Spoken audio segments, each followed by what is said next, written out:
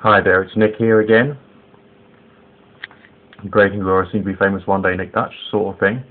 And I just thought, I mean, everyone talks about VenomFangX, so I just wanted to have a look at his videos and see what, what shakes loose. So we're going to have a look today at his most recent one and start taking it one step at a time.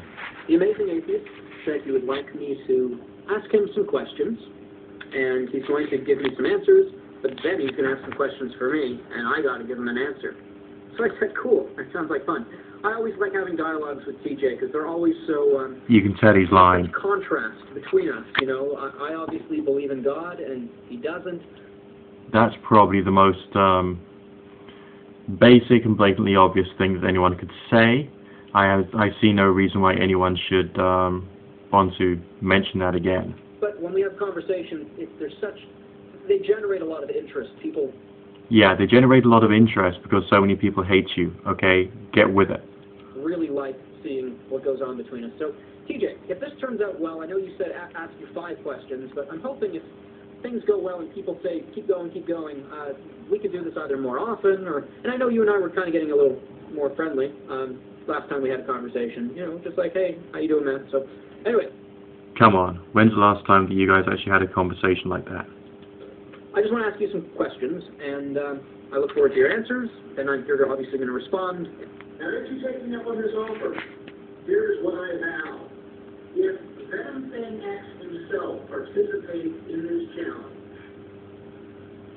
I will not ever personally insult VenomFangX again. I will never call him an idiot. I will never call him a moron. I will never say a bad word about him. Now, just check out the smug look on his face. I mean, this is a guy who's going to be destroyed and humiliated here on YouTube, and he's looking smug about it. He's got some guts, but what else does he have?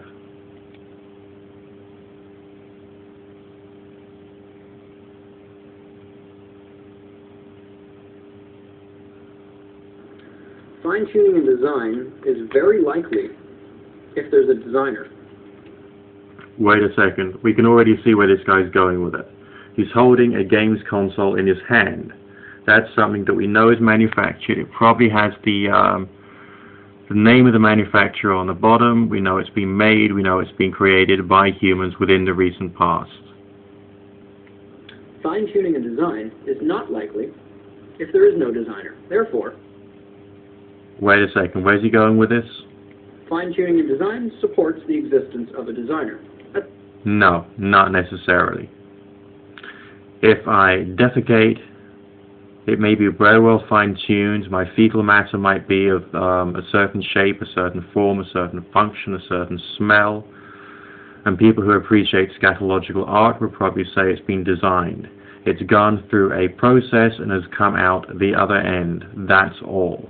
It does not mean to say there's been a little man with a chisel trying to shape my fetal matter into the shape that it has ended up in. That's a fair enough argument, I think. Now, the question is there design in the universe? Well, hang on a minute. We have very little knowledge about the universe, so we cannot jump to any conclusions. If you jump into conclusions about the universe, then there's something wrong with you, because the universe by its very nature is vast, and we have no idea essentially where it came from, nor can we. And I reckon that what you're going to do is just try and plug a hole in our knowledge through your own pathetic reasoning. But it is a hole in our knowledge. We don't know some things, and that is just a fact. We cannot therefore extrapolate and say it has been designed. It would be illogical and unintelligent to do so. And this can go for many different things. We could talk about the design of galaxies. We could talk...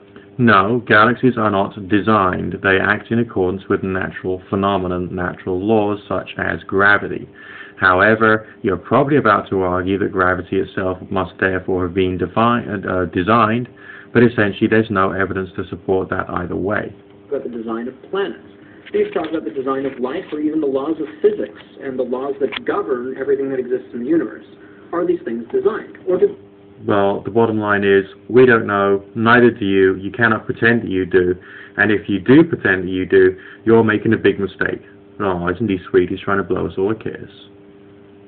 They appear to be designed. Well, I look at my face, I'd rather not, but unfortunately we're discussing you, so carry on. I got nice designed teeth. They're No, you've got teeth. You don't know where they came from apart from your own genetic structure. And that's only within the limitations of modern science. You cannot say they are designed teeth. symmetrical, for the most part. I think I'm, fairly good looking. I think Ouch. humans are fairly good looking. Good design, I think. Well, no, good is one thing and design is another. You cannot say that you have actually been designed, or using the word design all the way through, as if you've got hard and fast knowledge of this, when in fact you don't. You've actually got some beliefs about this, not knowledge. You've got to learn to separate the two, Sean, and get real. I think it's a good design. Even if you contend that they're not designed. Yes, that's right. I'm saying there is a strong probability that they are not designed. Which I suppose atheists would.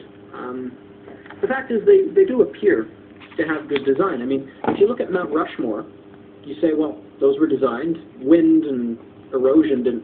Well, wait a second. You're talking about something. You're talking about Mount Rushmore, which has been carved in the recent past by human hands to mimic something in nature. And you're correlating that to your teeth, to say that your teeth must therefore have been designed. This is unintelligent. Make that. They were designed.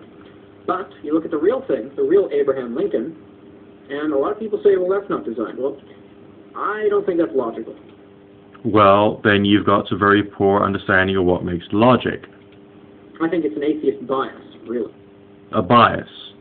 Or maybe it's just the fact that atheists, or indeed people who just disagree with your particular understanding of the world, have actually put some thought into what they're talking about.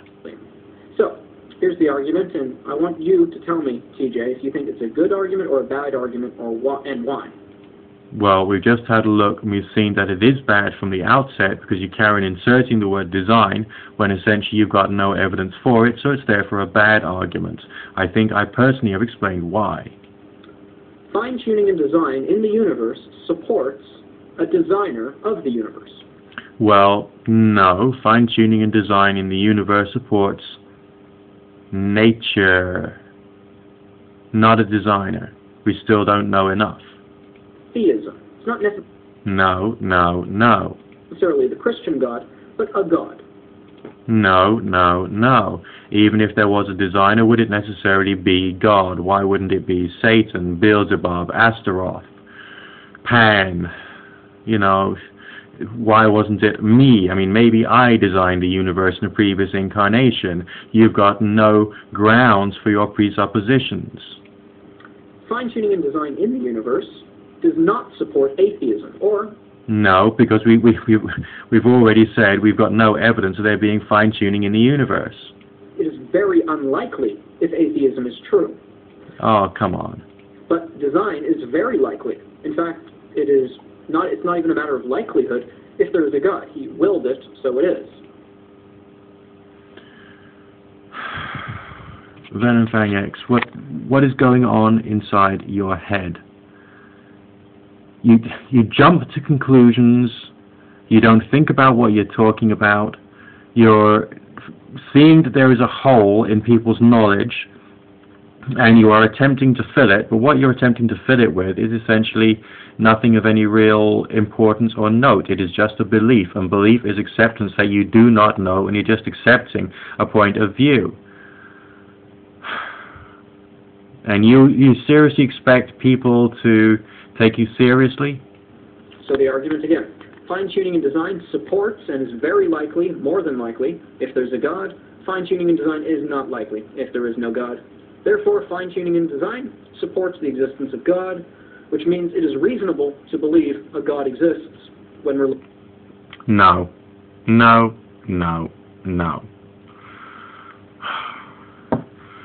I mean, you can't say how unlikely it is that atheism is true. And also, atheism is a statement of lack of belief, and lack of belief is essentially a point of view. It's not a statement that some things are true or some things aren't true. It's a statement of understanding and reasoning. So you're sitting there saying it's very unlikely that atheism is true, is by its very own nature flawed. You have a terrible argument there, Sean.